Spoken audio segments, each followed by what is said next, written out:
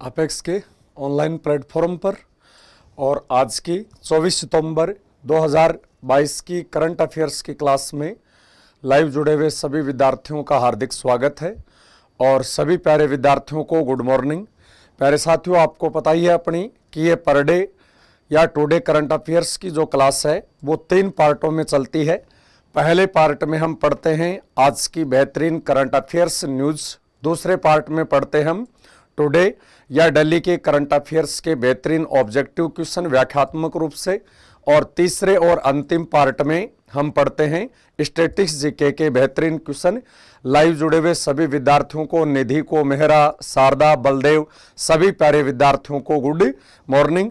और प्यारे साथियों, हम शुरू करते हैं अपनी क्लास की।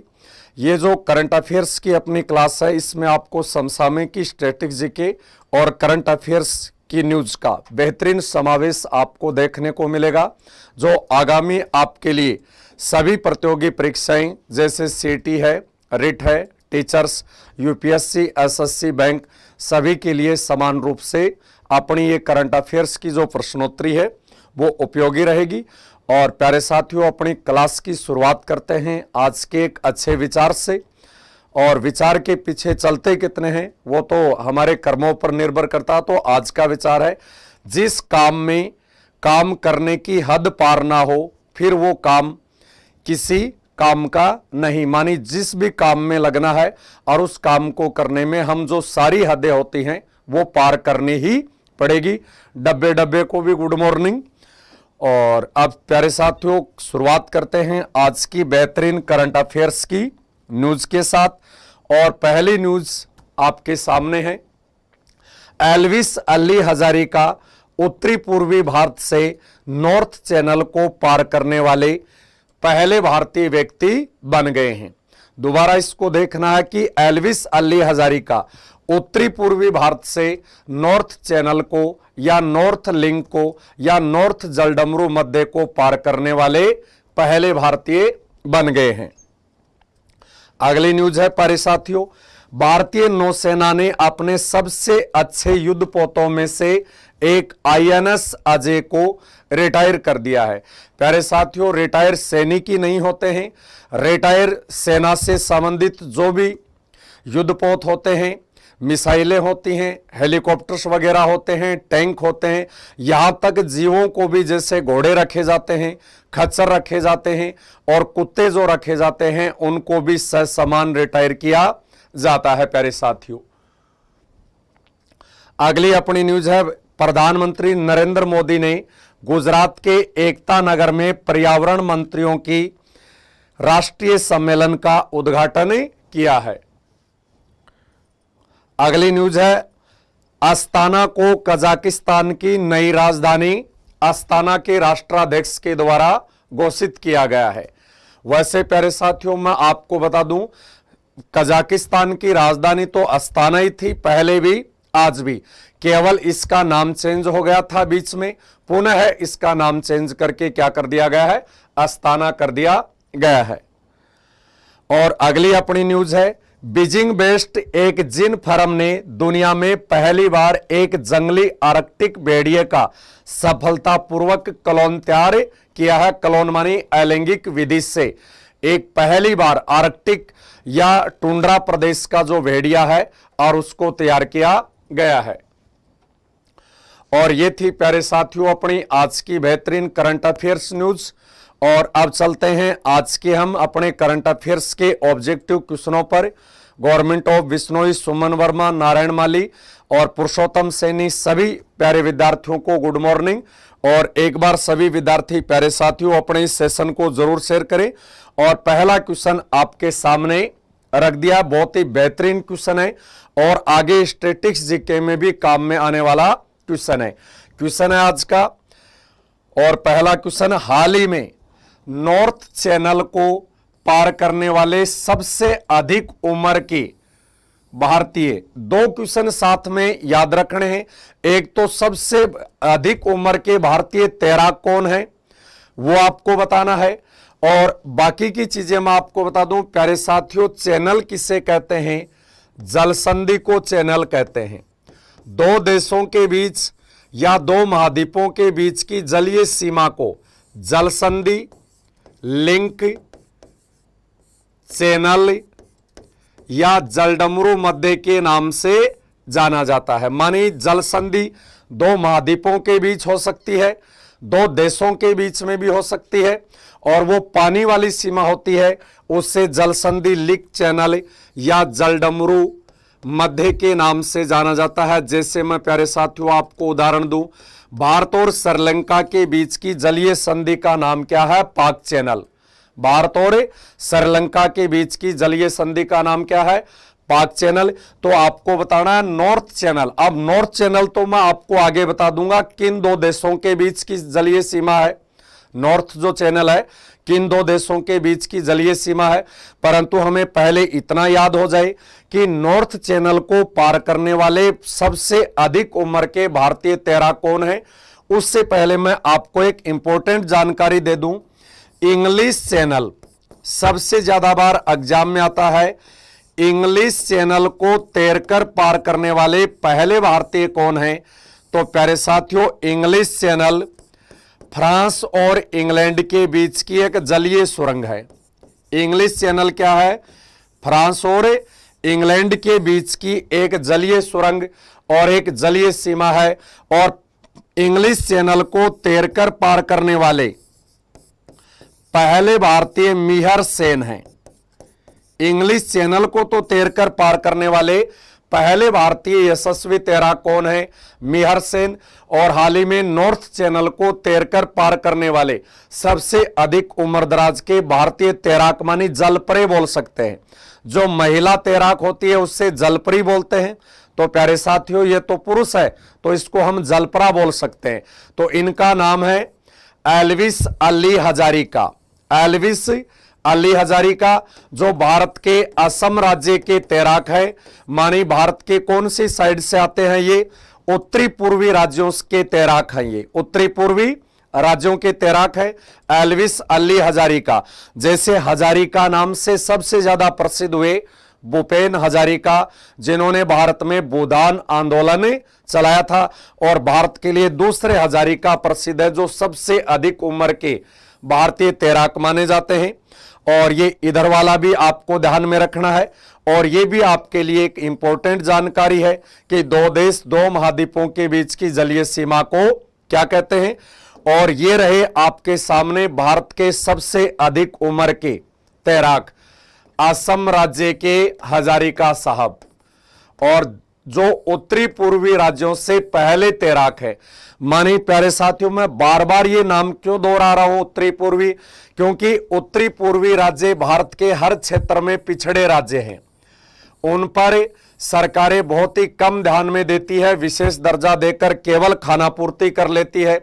भारत में ज्यादातर जो खिलाड़ी होते हैं वो मैदानी राज्यों के या प्रायद्वीपीय राज्यों के होते हैं। तो उत्तरी पूर्वी राज्यों से या पिछड़े राज्यों से, जिनमें अपना असम, मेघालय, मिजोरम, नागालैंड ये सभी शामिल हैं। और प्यारे साथियों वहां पर, और ये सबसे अधिक उम्र के हैं और भारत का जिन्होंने नाम रोशन किया। आप देखते हैं आगे,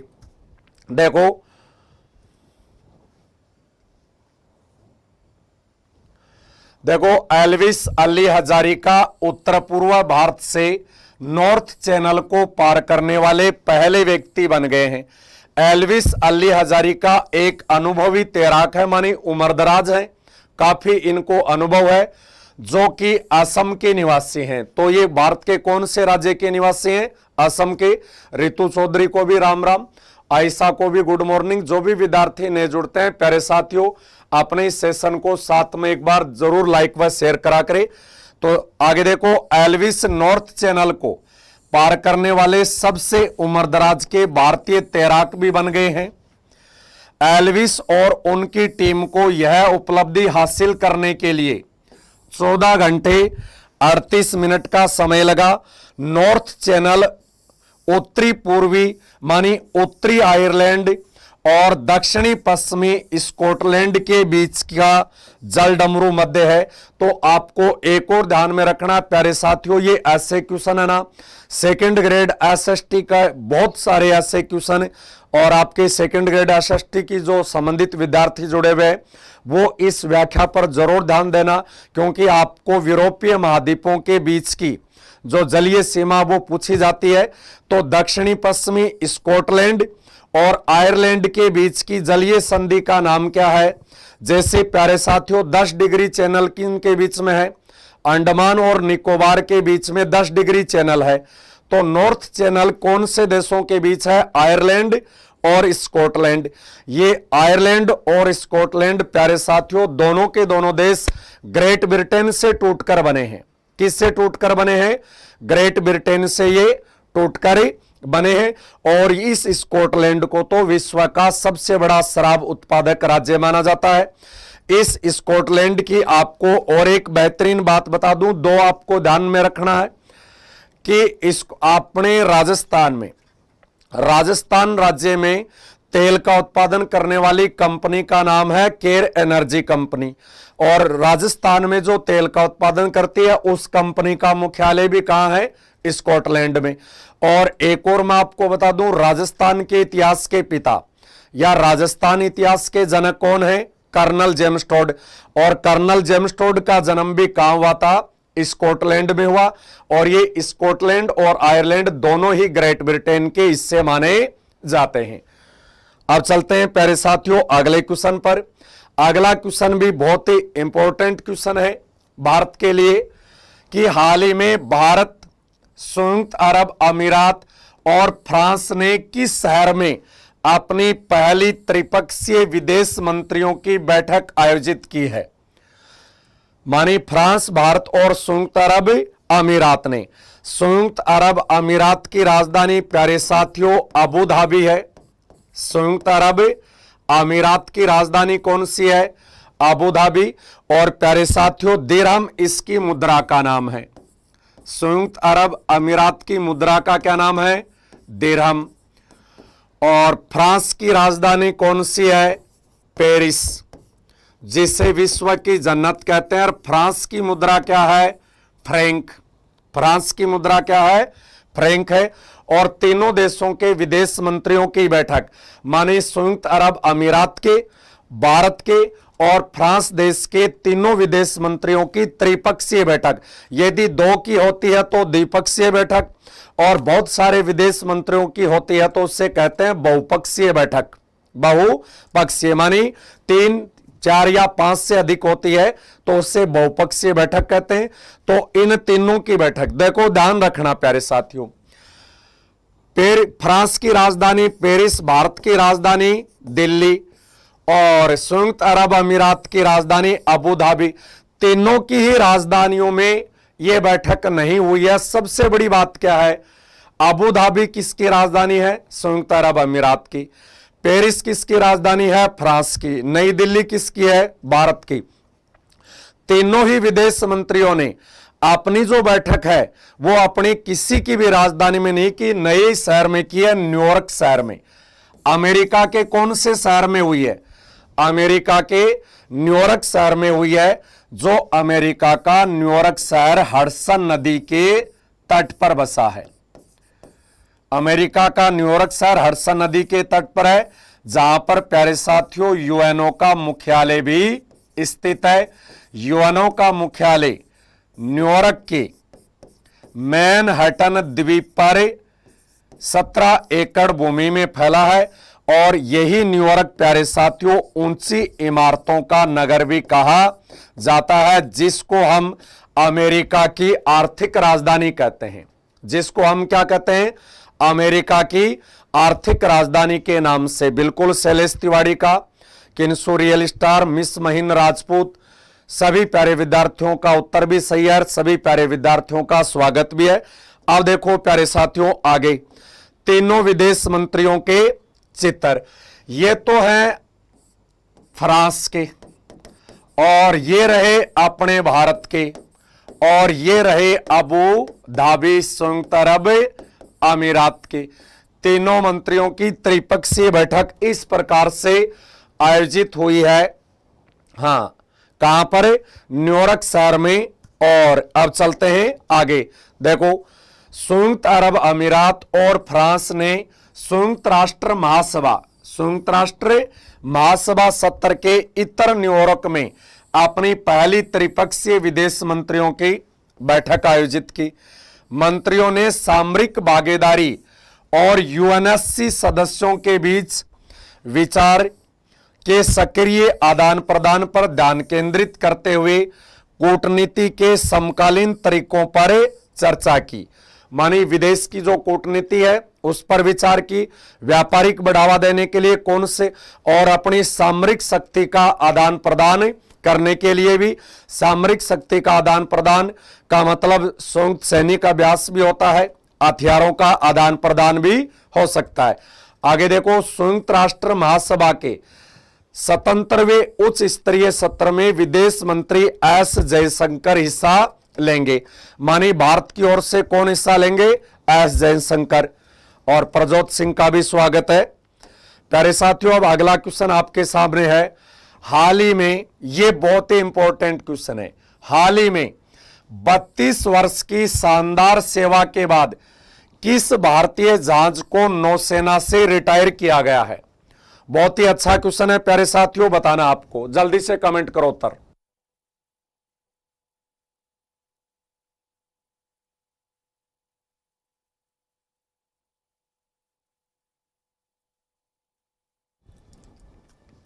कि किस भारतीय जहाज को नौसेना ने एक लंबी सेवा के बाद और रिटायर कर दिया है उसको।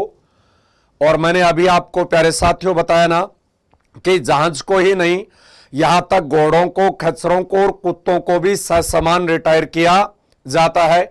जो जो आर्मी के काम आता है, चाहे वो जीव के रूप में हो, जंतु के रूप में हो, सजीव के रूप में हो, निर्जीव के रूप में हो।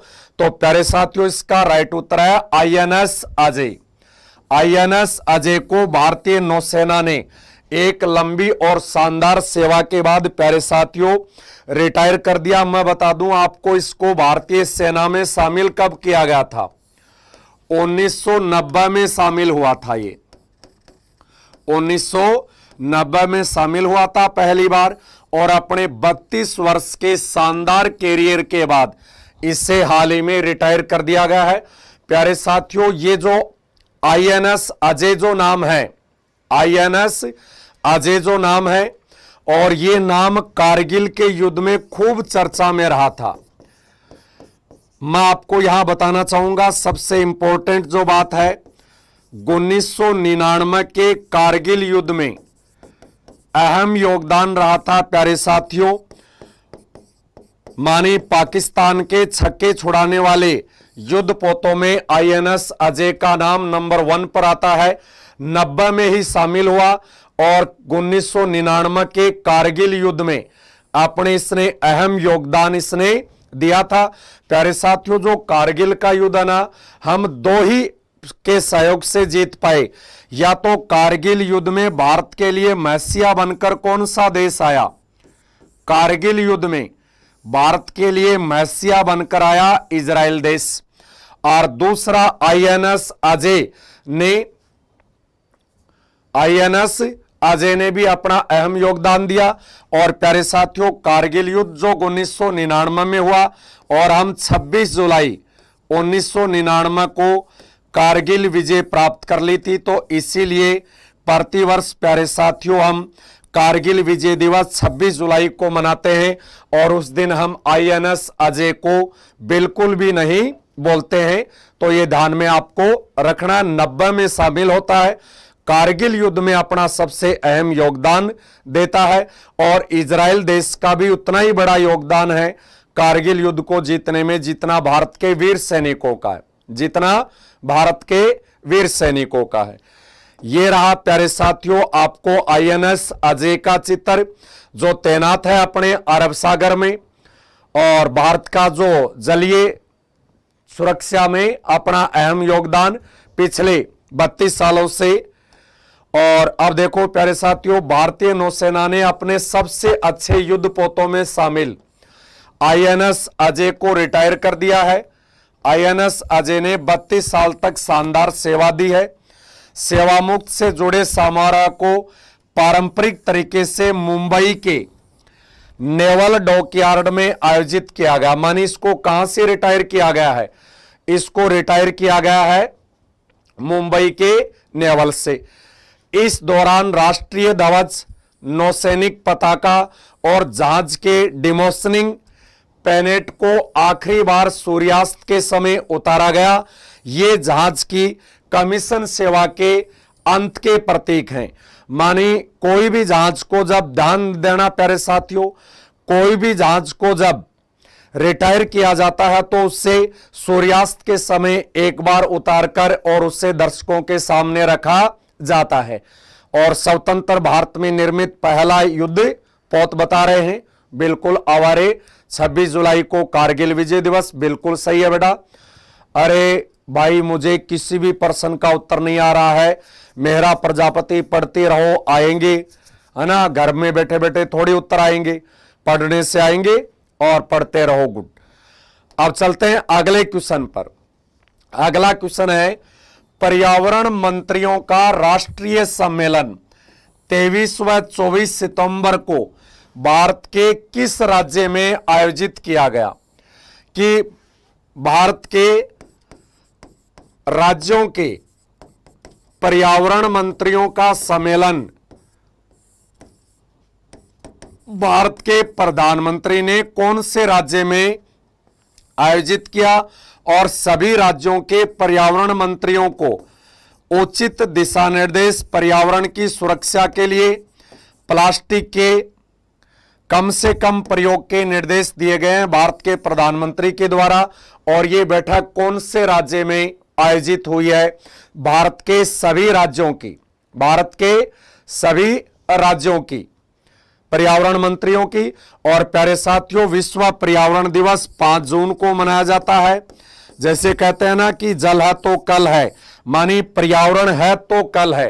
तो पर्यावरण के प्रति जागरूक करने के लिए नरेंद्र मोदी जी ने यह बैठक आयोजित की है। भारत के कौन से राज्य में? गुजरात राज्य में, भारत के गुजरात राज्य में हुई है, जिसमें भारत के सभी राज्यों के एनवायरमेंट मिनिस्टरों के द्वारा भाग लिया गया। बिल्कुल राइट उत्तर आ रहा है। किन्सुका, मीनाक्षी, उपन्यामीणा, बिल्कुल राइट है, गुजरात राज्य में। अब देखो, ये रहे मोदी जी आपके सामने और ये है उनकी बैठक को संबोधित करते हुए की चित्र और अच्छी सी पिक, धोली धोली ड्रेस में, बड़े ही रापचिक लग रहे हैं, पूरे ही धोले धोले दिख रहे हैं, चश्मा भी नहीं दिख रही है। आगे देखो, प्रधानमंत्री नरेंद्र मोदी गुजरात के एकता नगर में पर्यावरण मंत्रियों के राष्ट्रीय सम्मेलन का उद्घाटन किया।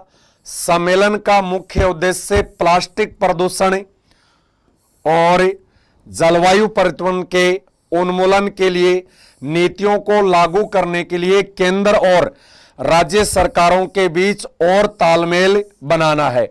मानी पर्यावरण से संबंधित जो तालमेल है वो दोनों के बीच में बनाए रखना, केंद्र सरकार और राज्य सरकार। मानी मोदी जी ने यह कहा कि पर्यावरण को लेकर केंद्र और राज्य सरकार के बीच में वैचारिक मतभेद नहीं होना चाहिए, उसके लिए नए नए उपाय हमें खोजते रहना है।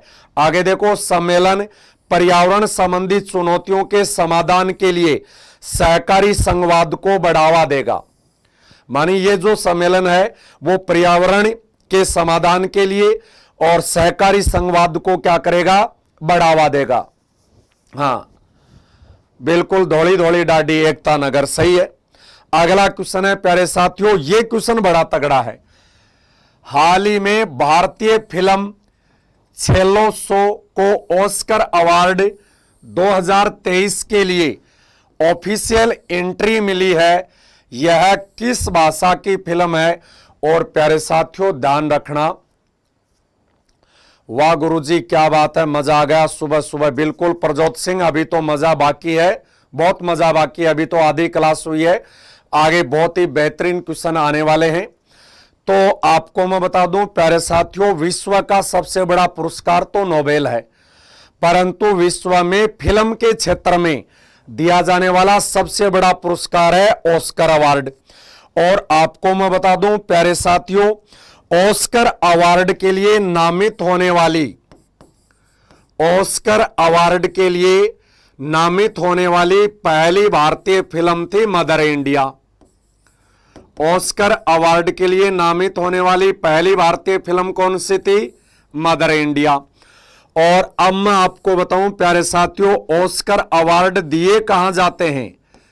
अमेरिका के लॉस एंजिल्स शहर में हॉलीवुड के द्वारा ऑस्कर अवार्ड प्रदान किए जाते हैं। प्यारे साथियों, अब मैं आपको बहुत ही इंपॉर्टेंट जानकारी देने जा रहा हूं, जो पहले भी एग्जाम में आई हुई है, आगे भी आएगी। ऑस्कर अवार्ड जीतने वाले प्रथम भारतीय,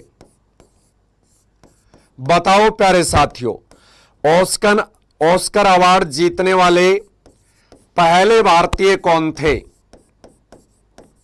और अब तक कितने मुख्य रूप से भारतीयों को ऑस्कर अवार्ड मिल चुका है?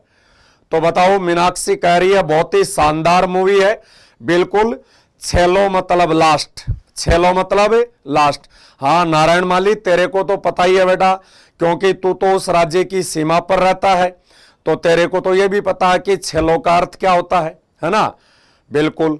तो आपको बताना है ऑस्कर अवार्ड जीतने वाले पहले भारतीय हैं, चलो मैं बता देता हूं, बानू अथैया। श्रीमती बानू अथैया ऑस्कर अवार्ड जीतने वाले पहली भारतीय है। और बानू अथैया को प्यारे साथियों गांधी फिल्म में ड्रेस डिजाइनिंग करने के लिए, गांधी विदेशी फिल्म थी, गांधी फिल्म में ड्रेस डिजाइनिंग करने के लिए, और इनको प्यारे साथियों ऑस्कर अवार्ड मिला था। एक ऑस्कर अवार्ड भारत में मिल चुका रेसुल पुकेटी को, एक भारत में ऑस्कर अवार्ड किनको मिल चुका है? रेसुल पुकेटी को मिल चुका है। और एक भारत में ऑस्कर अवार्ड मिल चुका है गुलजार को, और एक ऑस्कर अवार्ड मिल चुका है ए.आर. रहमान को। ए.आर. रहमान को भी ऑस्कर अवार्ड मिल चुका है। बानू अथैया को ऑस्कर अवार्ड मिल चुका है।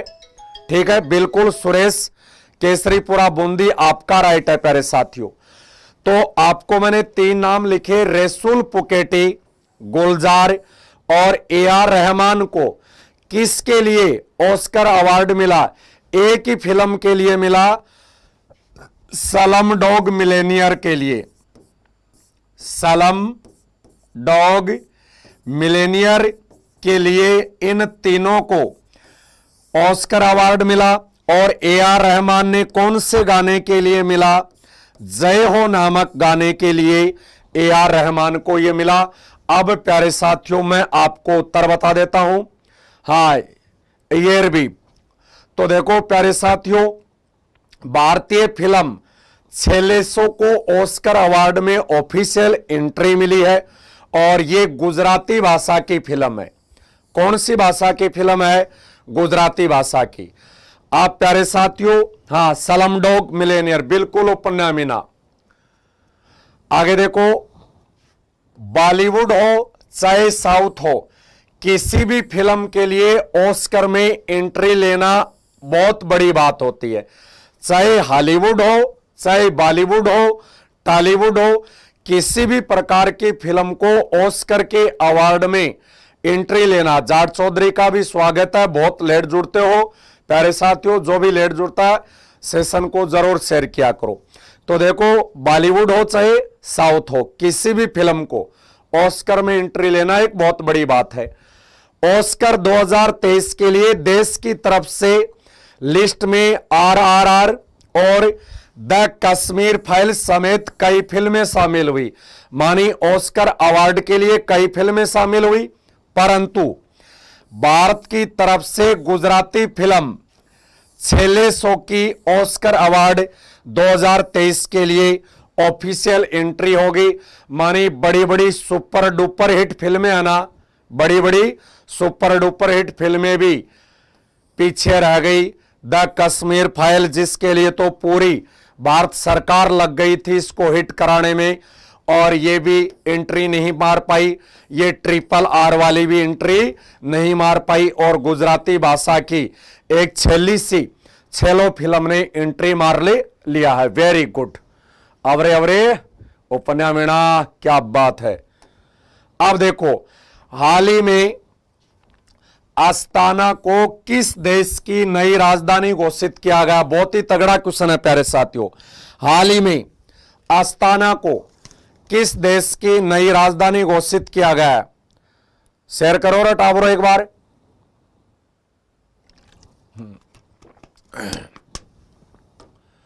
हाल ही में मूवी कौन बनेगा करोड़पति से संबंधित है। इसमें एक छोटा बच्चा अपनी पूरी जिंदगी सवालों पर निकाल देता है। वेरी गुड, इसका राइट उत्तर होगा प्यारे साथियों कजाकिस्तान। कौन सा उत्तर होगा? कजाकिस्तान। आपको मैं बताऊं प्यारे साथियों, रूस से आजाद होने वाला, रूस से आजाद होने वाला अंतिम देश, रूस से सबसे लास्ट में या आजाद होने वाला अंतिम देश कजाकिस्तान है, जिसकी राजधानी अस्ताना है। जिसकी राजधानी क्या है प्यारे साथियों? अस्ताना है, आपको मैं बता दूं। और इसकी मुद्रा का नाम है प्यारे साथियों तेंगे। कजाकिस्तान देश की मुद्रा का क्या नाम है? कजाकिस्तान देश की मुद्रा का नाम तेंगे है।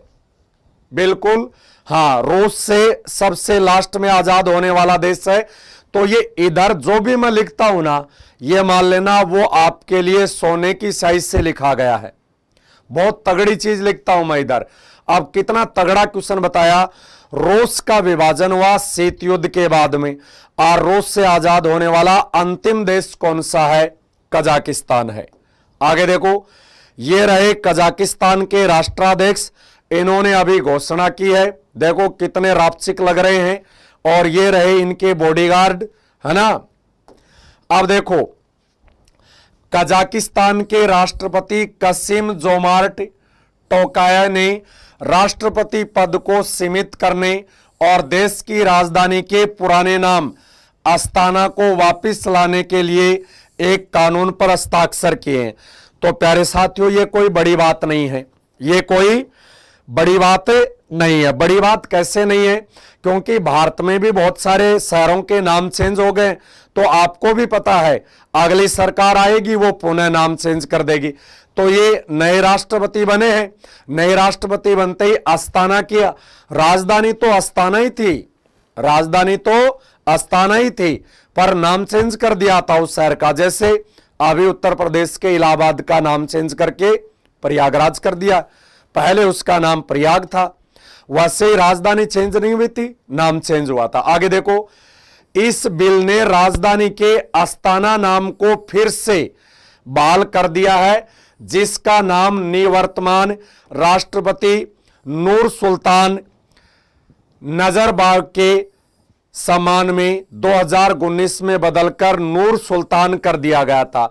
मानी अस्ताना का नाम क्या कर दिया गया था? नूर सुल्तान 2019 में, और 2022 में वापस चेंज करके क्या कर दिया गया है? इसका नाम अस्ताना कर दिया गया। और जिसकी मुद्रा का नाम क्या है? मांगीलाल कटारिया। क्या बताओ बेटा? हां, भारत के किसी भी राज्य का नामांकन का अधिकार संसद के पास है।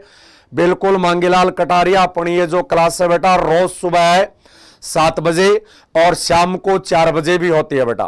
रोज सुबह 7 से 8 बजे तक होती है करंट अफेयर्स की बेहतरीन ऐसी ही चित्रात्मक ऑब्जेक्टिव प्रश्नोत्तरी, और शाम को 4 बजे होती है 3 दिन इंडिया जीके की और 3 दिन प्यारे साथियों राजस्थान जीके की। तो जुड़े रहना। जो भी विद्यार्थी नए जुड़ते हैं प्यारे साथियों, अपने सेशन को शेयर करें। अगला क्वेश्चन बहुत ही इंपॉर्टेंट होगा। हाल ही में किस प्रदेश ने कम्युनिटी पुलिसिंग पहल वी केयर की शुरुआत की है? कि वी केयर की परजोत सिंह रूसी क्रांति 1917 में, बिल्कुल रूसी क्रांति 1917 में हुई थी। हां, तो आपको बताना है प्यारे साथियों, और इसका राइट उत्तर होगा कि वी केयर की शुरुआत कहां हुई है? दिल्ली में। वी केयर की शुरुआत कहां हुई है? ये दिल्ली में है प्यारे साथियों। अब देखो, सेवा दिवस के अवसर पर उपराज्यपाल विनय कुमार सक्सेना ने इंडिया गेट के कर्तव्य पथ पर वी केयर नाम से दिल्ली पुलिस की कम्युनिटी पुलिस पहल का उद्घाटन किया। और आपको ये तो मैं पहले ही बता चुका हूं, रविंदर सिंह को भी स्वागत है प्यारे साथियों। आपको मैंने ये बात तो पहले भी बता दी है कि नरेंद्र मोदी जी ने इंडिया गेट वाले मार्ग का नाम बदलकर क्या कर दिया गया? कर्तव्य पथ। और उसी कर्तव्य पथ पर दिल्ली के उपराज्यपाल, कल मैंने आपको क्या बताया प्यारे साथियों? कल मैंने आपको यह बताया कि केंद्र शासित प्रदेशों में गवर्नर नहीं उपराज्यपाल होता है। तो दिल्ली के उपराज्यपाल कौन है? विनय कुमार सक्सेना ने इंडिया गेट के कर्तव्य पथ पर वी केयर नाम से दिल्ली पुलिस की कम्युनिटी पुलिसिंग का उद्घाटन किया। इस पहल का उद्देश्य दिल्ली पुलिस की विभिन्न योजनाओं के बारे में लोगों को में जागरूकता फैलाना है, ताकि जनता के साथ अधिक से अधिक समन्वय बनाकर रखा जा सके और पुलिस जनसंपर्क स्थापित कर सके। जैसे राजस्थान पुलिस में है ना कि आमजन में विश्वास, अपराधियों में डर, कि राजस्थान पुलिस का स्लोगन है आमजन में विश्वास, अपराधियों में डर। और उसी दिशा में चल रही है अब दिल्ली पुलिस की। उपराज्यपाल क्या चाहते हैं या सरकार क्या चाहती है? सरकार ये चाहती है कि जो जनता है वो पुलिस से भय नहीं खाए। हां, कौन सी दिल्ली, पुरानी या नई? मांगीलाल कटारिया, नई दिल्ली होगी, पुरानी में कहां जाएगा बेटा? पुरानी दिल्ली तो महाभारत कालीन है, और पुरानी और नई मानी जो भी भारत में आज है नई दिल्ली में। संसद भवन नई दिल्ली में, इंडिया गेट नई दिल्ली में, तीनों सेनाओं का मुख्यालय नई दिल्ली में, तीनों सेनाओं का मुख्यालय नई दिल्ली में। ठीक है, राष्ट्रपति भवन नई दिल्ली में, रायसीन की पहाड़ियां नई दिल्ली में। हां, अभी तक नींद में है। ए और सी दोनों बिल्कुल मिस महिंद्रा राजपूत। अब देखो, हाल ही में चर्चा में रही माया, हाल ही में चर्चा में रही माया किस जानवर का क्लोनिंग है? जैसे पहला जानवर जिसका क्लोन तैयार किया गया उसका तो नाम था भेड़, और उस भेड़ का नाम था डॉली। उस भेड़ का क्या नाम था? डॉली नाम था। और एक और मैं आपको जानकारी दे दूं प्यारे साथियों, पहली टेस्ट ट्यूब डॉल्फिन किस शहर में पैदा हुई? तो पहली टेस्ट ट्यूब डॉल्फिन प्यारे साथियों हांगकांग शहर में पैदा हुई थी। अब आपको बताना है कि चीन ने, ये चीन पता नहीं बेटा क्या क्या करता है, ये चीन इस धरती को बर्बाद करके छोड़ेगा।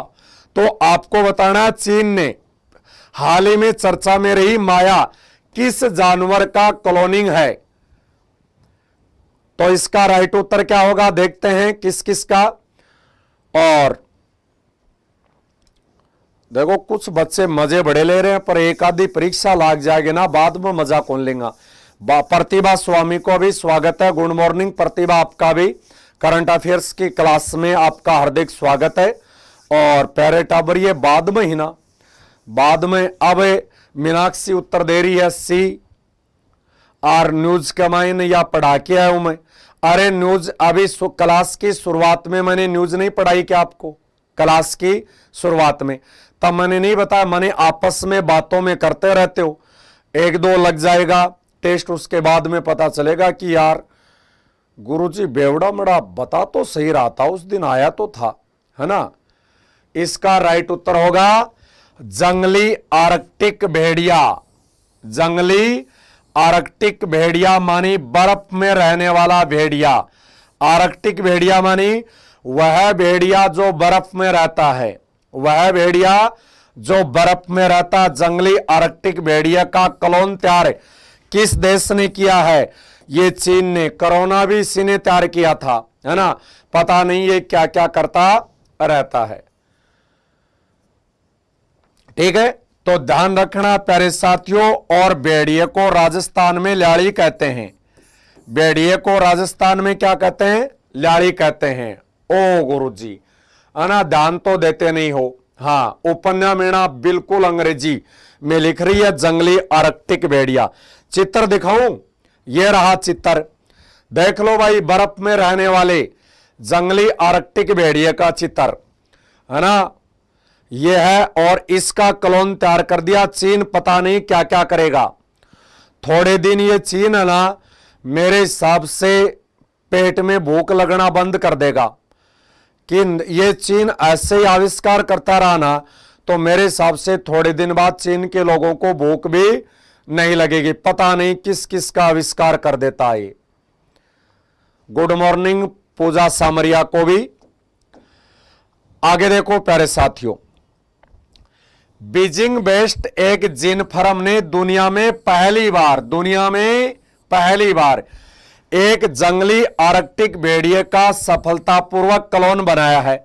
जंगली आर्कटिक भेड़िए को सफेद भेड़िया या ध्रुवीय भेड़िया भी कहा जाता है। जैसे ध्रुवीय भालू भी तो होता है ना, ध्रुवीय भालू को पोलर बियर कहते हैं। तो जंगली आर्कटिक भेड़िए को सफेद भेड़िया या ध्रुवीय भेड़िया भी कहा जाता है।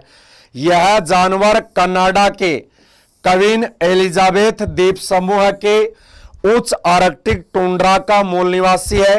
क्लोनिंग को दुर्लभ और लुप्तप्राय प्रजातियों के संरक्षण में एक मील का पत्थर साबित होगा। मानिए जो क्लोनिंग है बिल्कुल निधि, आप राइट उत्तर है आपका। और चीन तो खुद का कृत्रिम सूर्य और चांद भी बना रहा है, बिल्कुल बना रहा है।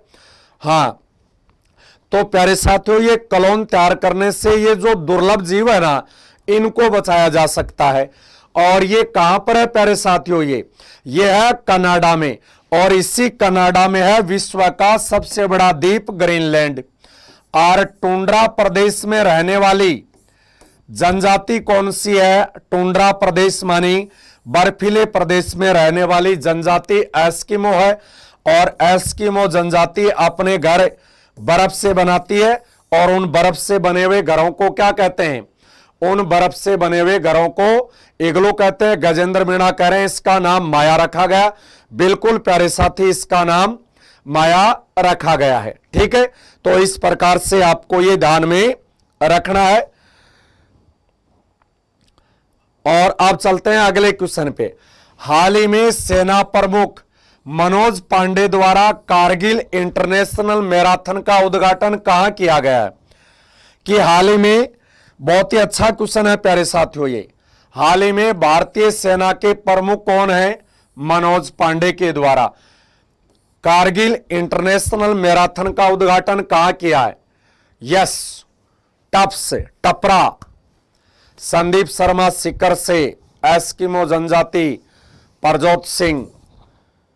बताओ प्यारे साथियों, यह तो लक्कड़ बगा लग रहा। मांगीलाल कटारिया, बिल्कुल भेड़िया ऐसा ही तो होता है, लक्कड़ बगे जैसा ही तो होता है ना। और कुछ कुछ कुत्ते में भी मिलता है भेड़िया। और गवर्नमेंट ऑफ बिश्नोई, मेरे कमेंट डिलीट क्यों होते हैं? नहीं होते बेटा, तेरे कमेंट डिलीट क्यों होंगे बताओ। और आपको पता ही है कारगिल कहां है? कारगिल जम्मू कश्मीर में है। और कारगिल इंटरनेशनल मैराथन का उद्घाटन किसने किया? मनोज पांडे ने किया। कहां से किया? लद्दाख से किया। कहां से किया? लद्दाख। और लद्दाख भारत का सबसे ऊंचा पठार है। लद्दाख क्या है? भारत का सबसे ऊंचा पठार है, जिसे लद्दाख को भारत की छत कहते हैं। लद्दाख को क्या कहते हैं? भारत की छत कहते हैं। लद्दाख के अधिकांश अनुयायी बौद्ध धर्म के हैं। लद्दाख के अधिकांश अनुयायी किस धर्म के हैं? बौद्ध धर्म के हैं। अब देखो, गंगटोक कहां है? सिक्किम की राजधानी है गंगटोक।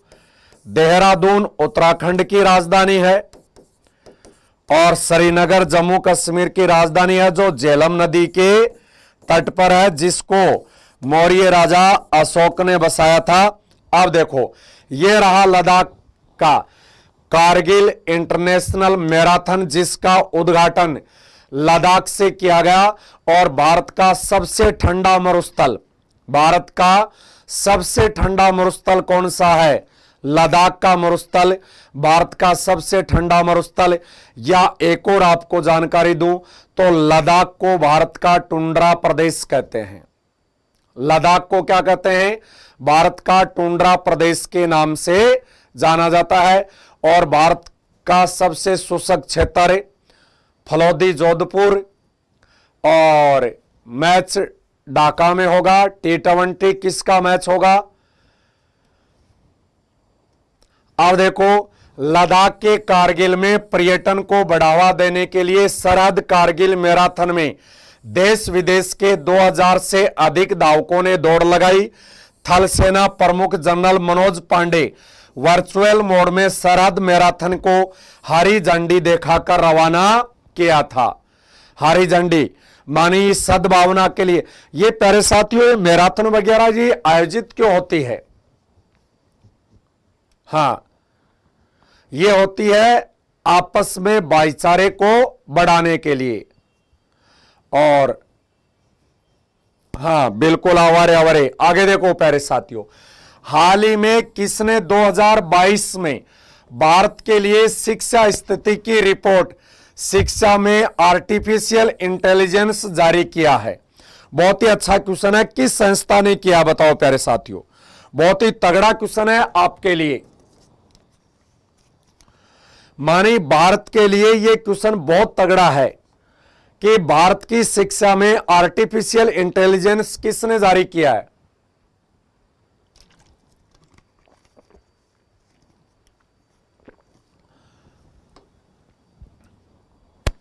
और इसका राइट उत्तर होगा प्यारे साथियों यूनेस्को। राइट उत्तर क्या होगा? यूनेस्को इसका राइट उत्तर होगा।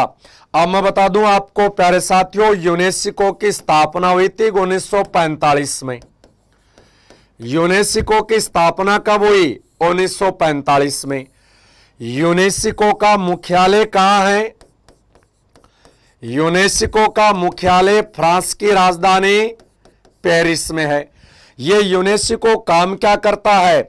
शैक्षिक, वैज्ञानिक और सांस्कृतिक गतिविधियों को संचालन करता है। शैक्षिक, सांस्कृतिक गतिविधियों का एक ये संगठन है प्यारे साथियों। और अब मैं आपको बता दूं प्यारे साथियों, इस यूनेस्को के सदस्य देश हैं अब तक। यूनेस्को के सदस्य देश कितने हैं? 195। ध्यान देना, संयुक्त राष्ट्र संघ के सदस्य देश हैं 193। संयुक्त राष्ट्र संघ, ध्यान से सुना, संयुक्त राष्ट्र संघ के सदस्य देश कितने हैं? 193 है। ठीक है। और यूनेस्को के सदस्य देश कितने? 195। इसका 195वां सदस्य देश कौन है? फिलिस्तीन। यूनेस्को का 195वां या लास्ट सदस्य देश कौन सा है? फिलिस्तीन। अब मैं आपको बता दूं प्यारे साथियों कि यूनेस्को में भारत के कितनी चीजें शामिल हैं? यूनेस्को में भारत की 40 चीजें शामिल है। कितनी चीजें? 40 चीजें शामिल हैं, जिसमें 32 तो सांस्कृतिक हैं और 8 प्राकृतिक हैं। 32 सांस्कृतिक हैं और 8 प्राकृतिक चीजें भारत की विश्व धरोहर सूची में शामिल है। यूनेस्को की उधर वाली ध्यान में रखना है, 195 सदस्य देश है। अब देखो, यह है आर्टिफिशियल इंटेलिजेंस। और अब देखो, हाल ही में यूनेस्को ने 2022 में भारत के लिए शिक्षा स्थिति की रिपोर्ट, शिक्षा में आर्टिफिशियल इंटेलिजेंस जारी की। यह वार्षिक रिपोर्ट का चौथा संस्करण है। रिपोर्ट को यूनेस्को का जो भारत में, अब देखना, भारत में यूनेस्को का कार्यालय कहां है? भारत में यूनेस्को का कार्यालय नई दिल्ली में है। यूनेस्को की हेड ऑफिस कहां है? पेरिस में। कार्यालय के मार्गदर्शन में शोधकर्ताओं की एक विशेषज्ञ टीम द्वारा विकसित किया गया है। रिपोर्ट में भारतीय शिक्षा क्षेत्र में चुनौतियों और अवसरों का उल्लेख किया गया, जिन्हें एआई द्वारा हल किया जा सकता है। रिपोर्ट में सिफारिश की गई है कि शिक्षा में आर्टिफिशियल इंटेलिजेंस की नैतिकता को सर्वोच्च प्राथमिकता दी जानी चाहिए। माने जो नई शिक्षा नीति है ना, उस नई शिक्षा नीति में आर्टिफिशियल इंटेलिजेंस को सर्वोच्च प्राथमिकता दी जानी चाहिए। और हेड ऑफिस बिल्कुल Suresh Meena, head office Paris में है। 195 सदस्य देश हैं। मुख्य गठन 1945 में इसका होता है और भारत की 40 चीजें इसमें शामिल हैं। 32 सांस्कृतिक हैं, 8 प्राकृतिक हैं, जिसमें राजस्थान का केवलादेव गाना पक्षी विहार भी है। हाँ, मूर्ति जिसमें 7 मिश्रित 1 कुल, बिल्कुल। हाँ,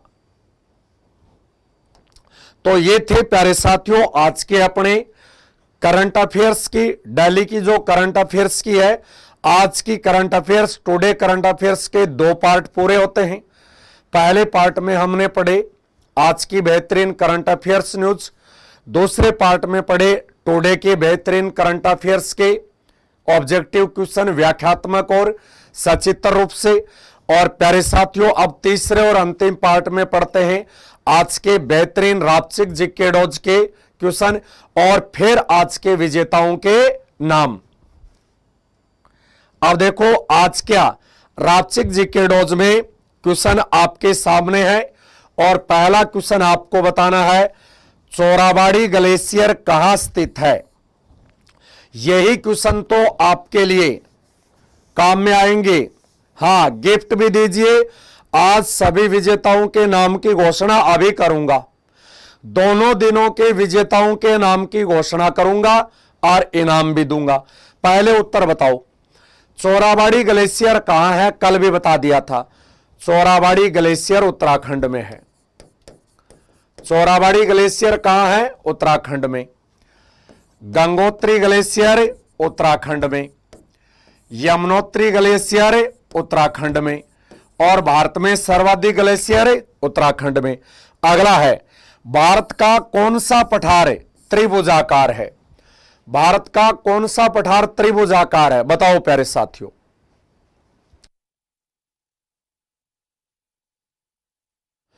कौन सा पठार त्रिभुजाकार है? बिल्कुल, आज दोनों दिन के विजेताओं के नाम बताऊंगा। तो भारत का प्रायद्वीपीय पठार, भारत के प्रायद्वीपीय पठार की आकृति कैसी है? त्रिभुजाकार है। प्रायद्वीपीय पठार में मैसूर का पठार भारत का सबसे पुराना पठार है। भारत की सबसे पुरानी पर्वतमाला अरावली और भारत का सबसे पुराना पठार कौन सा है? मैसूर का पठार कर्नाटक में, जो सोना देता है। अगला क्वेश्चन है उत्तरी पूर्वी या लौटते मानसून से किस राज्य में जाड़े में वर्षा होती है? गाड़ा ना सरकाई लोग खटियां जाड़ा लगे, तो जाड़ा माने सर्दी। कि उत्तरी पूर्वी या लौटते मानसून से भारत के कौन से राज्य में सर्दियों में सर्वाधिक वर्षा होती है? राजस्थान में सर्दियों में होने वाली वर्षा को पावट या मावट कहते हैं। पावट और मावट। राजस्थान में सर्दियों में होने वाली वर्षा को पावट या मावट कहते हैं। गुरुजी आप विनर के 2-2 बार नाम बोलना, बिल्कुल 2 बार। तो भारत के तमिलनाडु राज्य में सर्दियों में सर्वाधिक वर्षा होती है, भारत के तमिलनाडु राज्य में। परंतु ध्यान दो प्यारे साथियों, तमिलनाडु राज्य में वर्षा होती है उत्तरी पूर्वी मानसून से और राजस्थान में मावट होती है पश्चिमी विक्षोभ से। राजस्थान में मावट किससे होती है? पश्चिमी विक्षोभ या भूमध्य सागरीय चक्रवात से। राइट।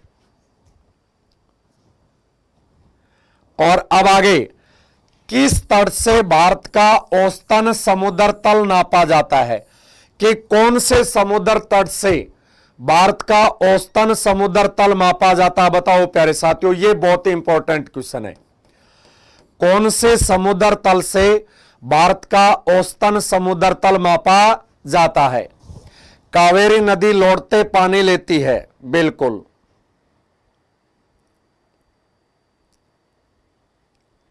गेहूं की खेती के लिए। अगला क्वेश्चन बताओ अब, किस तट से भारत का औसतन समुद्र तल नापा जाता है? पुरुषोत्तम सैनी, आजकल कहीं भी हो जाती है। हां बिल्कुल सही है, इसका राइट उत्तर होगा चेन्नई से। चेन्नई तट से मापा जाता है। हिंद महासागर का प्राचीन नाम क्या है? हिंद महासागर का प्राचीन नाम है रत्नाकर। हिंद महासागर का प्राचीन नाम क्या है? रत्नाकर। बिल्कुल उपन्या मीणा का राइट उत्तर है, चेन्नई से मापा जाता है। और हिंद महासागर का पुराना नाम क्या है? रत्नाकर है। ठीक है, लास्ट क्वेश्चन है, जंगल की ज्वाला डाकिया प्लास वृक्ष का वैज्ञानिक नाम क्या है? कि किस वृक्ष को जंगल की ज्वाला कहते हैं, है ना? तो जंगल की ज्वाला कहते हैं डाकिया प्लास के वृक्ष को। डाकिया प्लास के वृक्ष को जंगल की ज्वाला इसलिए कहते हैं क्योंकि इसके फूल ज्वाला जैसी कलर के आते हैं कि दूर से देखने से ऐसे लगा हो जैसे कि जंगल में आग लगी हो। माने कोई ये आग लगाने वाला पौधा नहीं है, इसके फूल इस टाइप के आते हैं कि दूर से देखने से ऐसा पता चलता है कि जैसे जंगल में आग लगी हो। तो इसका वैज्ञानिक नाम क्या, ये बताओ प्यारे साथियों। बहुत बार एग्जाम में ये क्वेश्चन आ चुका है कि डाकिया प्लास के वृक्ष का वैज्ञानिक नाम क्या है जिससे जंगल की ज्वाला। यहां तो बांस का तो कोई लेना देना ही नहीं है और ऐसे ही बांस बांस दे रहे हो, पर उत्तर नहीं आ रहा है ये, है ना? उपन्या मीणा का राइट उत्तर आया है ब्यूटिया मोनोस्पर्मा। क्या नाम है इसका वैज्ञानिक? Butea monosperma. डाकिया प्लास के वृक्ष का वैज्ञानिक नाम क्या है? Butea monosperma. बिल्कुल, बड़बावन जंगल के आग। तो प्यारे साथियों ये थे, हाँ आवारे का भी सही है और उपन्या मीणा का बिल्कुल राइट उत्तर है प्यारे साथियों। तो ये थे आज के अपने रापचिक जी के डोज। और अब चलते हैं कल के क्वेश्चन। कल का क्वेश्चन ये था और इस क्वेश्चन का उत्तर आपने सभी प्यारे विद्यार्थियों ने सही दिया। अब इस क्वेश्चन के विजेताओं के नाम मैं अभी आपको बताने जा रहा हूं प्यारे साथियों। इस क्वेश्चन के और पिछले दिनों के विजेताओं के नाम में सुभाष बुर्डक एक ही बार के विजेता हैं। सुभाष बुर्डक 2 दिन के नहीं, 1 दिन के विजेता हैं। नंबर 2 पर है चुका बिश्नोई, दोनों दिन की विजेता है। चुका बिश्नोई दोनों दिन की विजेता है चुका बिश्नोई। नंबर 3 पर है अतिथि मीणा। अतिथि मीणा, अतिथि मीणा एक ही दिन की विजेता है। नंबर 4 पर है सुमन। सुमन दोनों दिन की विजेता है। नंबर 5 पर है मीनाक्षी। मीनाक्षी दोनों दिन की विजेता है। नंबर 6 पर है दीपेश मीणा, एक दिन के विजेता। एक ही पर्सन के विजेता हैं दीपेश मीणा। नंबर 7 पर है क्रेजी। क्रेजी एक ही विजेता हैं। नंबर 8 पर है महिमा सैनी, एक विजेता। महिमा सैनी एक। नंबर 9 पर है एम.के. मीणा, एक ही विजेता। नंबर 10 पर है मेहरा प्रजापति। मेहरा प्रजापति। नंबर 11 पर है आवरे, टावरे, मावरे। नंबर 12 पर है बेताज बादशाह। और नंबर 13 के विजेता हैं महेंद्र। ये है प्यारे साथियों पिछले 2 दिन की करंट अफेयर्स की क्लास के विजेताओं के रापचिक नाम। कौन 2-2 ने जीता, कौन 1 बार जीता प्यारे साथियों। और सभी विजेताओं को क्या लेना चाहिए आपको वो कर देना, आज के क्वेश्चन का उत्तर दो ना, और उस क्वेश्चन के उत्तर के साथ में उत्तर भी कंफर्म करवाया जाए। बिल्कुल, तो इसके विजेताओं के नामों की घोषणा कर दी गई है। और प्यारे साथियों, विजेताओं को जो इनाम मिला है ना, विजेताओं को क्या मिला है, जो इनाम मिला है उस इनाम की घोषणा शाम को 4 बजे वाली क्लास में करूंगा। तो सभी प्यारे विजेता अपने हाथ खड़े करके तालियां बजाते रहें और आज का क्वेश्चन सुने, और आज के क्वेश्चन का जो उत्तर है वो आपको कमेंट बॉक्स में देना है। वो आपको कहां देना है? कमेंट बॉक्स में देना। आज का क्वेश्चन है, निम्नलिखित में से कौन सी ईंधन गैस नहीं है? कि इन 4 गैस हैं आपके सामने, और 4 गैसों में से सर मुझे तो आइसक्रीम चाहिए, बिल्कुल उपन्या मीना, आपको आइसक्रीम भी मिलेगी। अब डाल दो सबके सबको 500, बिल्कुल डाल देंगे। सुरेश मीणा क्यों नहीं डाल देंगे, 500 भी डालेंगे बेटा, है ना। चूरण वाले डाल देंगे बेटा, क्या फर्क पड़ता है ना। मनोरंजन बैंक का चूरण वाला आता ना। तो आज का क्वेश्चन क्या है, 4 गैसें हैं आपको 4 ऑप्शनों में, इनमें से आपको बताना है कि कौन सी जो गैस है। बिल्कुल मीनाक्षी, आपको जरूर सफलता मिलेगी। तो आपको बताना निम्नलिखित में से कौन सी ईंधन गैस इनमें से नहीं है, और इसका उत्तर क्लास पूरी होने के बाद कमेंट बॉक्स में देना है। और प्यारे साथियों, अब क्लास के अंतिम पड़ाव पर सभी प्यारे विद्यार्थियों को थैंक यू। लाइव जुड़ने वाले सभी विद्यार्थियों को बहुत बहुत धन्यवाद। सभी विद्यार्थियों को बेस्ट ऑफ लक। और प्यारे साथियों, अपने इस सेशन को जरूर शेयर किया करो साथ में, और जो क्वेश्चन है उसका उत्तर भी कमेंट बॉक्स में दे अपना। और प्यारे साथियों, शाम को 4 बजे वाली क्लास से भी जुड़ना ना भूले। अब इन्हीं शब्दों के साथ आज्ञा लेता है आपका अपना गुरु सुरेंद्र महला। जय हिंद, जय भारत। सभी विद्यार्थियों को